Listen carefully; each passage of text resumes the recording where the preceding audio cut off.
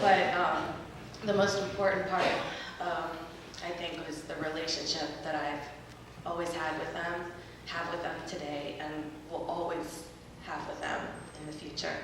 And I thank God every day for my parents. And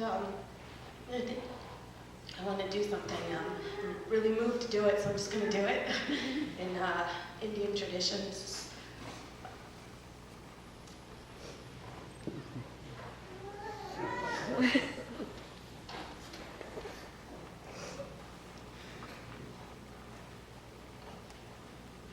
You touch the feet of your teacher,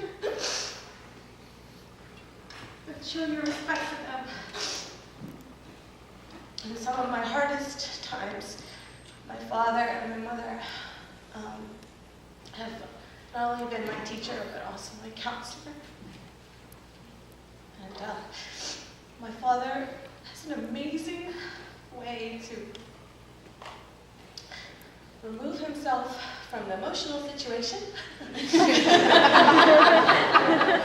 unlike the rest of us. And maybe because my mom is standing there sturdy behind him, but he's able to really give the best advice to me that I could ever have and cherish, and I will always appreciate that.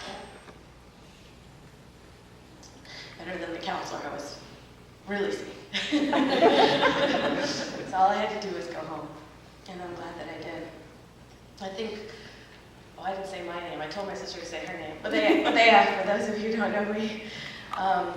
Some of you know that I travel a little bit for my work. I'm a nurse by training, and I had the great privilege of going to Ethiopia, a land of some of the earliest Christians, as most of you know. And as nobody knows probably here that hasn't been to Ethiopia, some parts of Ethiopia are just phenomenal, gorgeous. People from that region actually go there to get married, and I hope that my father can see Ethiopia someday. They even have like a Niagara Falls, which, who knew? I mean, it's just gorgeous. But I got to go to a place named Gondar, and Gondar has an old castle, Castle of Faisal, and lots of old Christian, called Coptics, which actually is the word Christian. And I purchased something there. And it looked like a stole to me. Doesn't it look like a stole to you? Mm-hmm. So I said, my father's retiring, and I want to buy him a stole for when he goes to be a guest preacher at other churches, because I know he's going to get called. He's really popular. My colleague said to me, "You can't buy that as a stole. That's a dancing scarf." I said, "Didn't you hear me? I told you he's retiring." He's going to be dancing. So part of our relationship is that my father really trusts me. So I'm going to ask my father and mother to stand right now.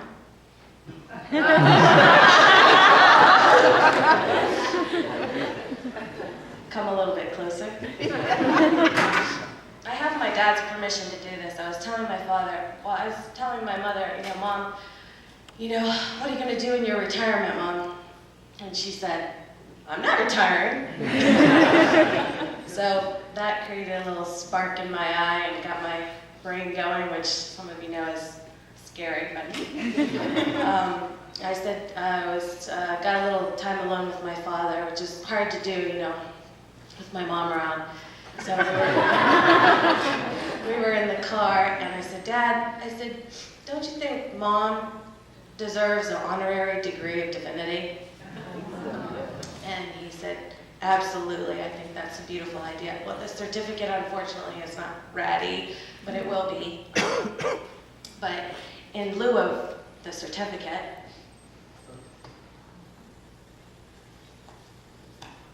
this is with my dad's permission, by the way.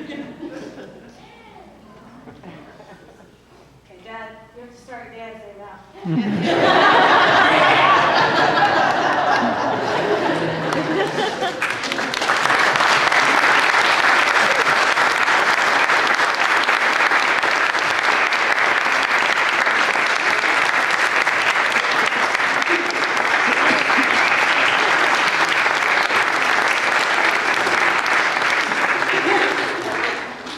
Gotta keep it on. Tell her. You gotta keep it on.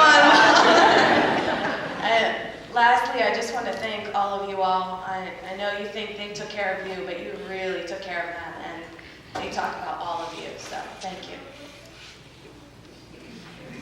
I have to say, just looking around the room, I think perhaps it's not a gene, but some kind of a virus.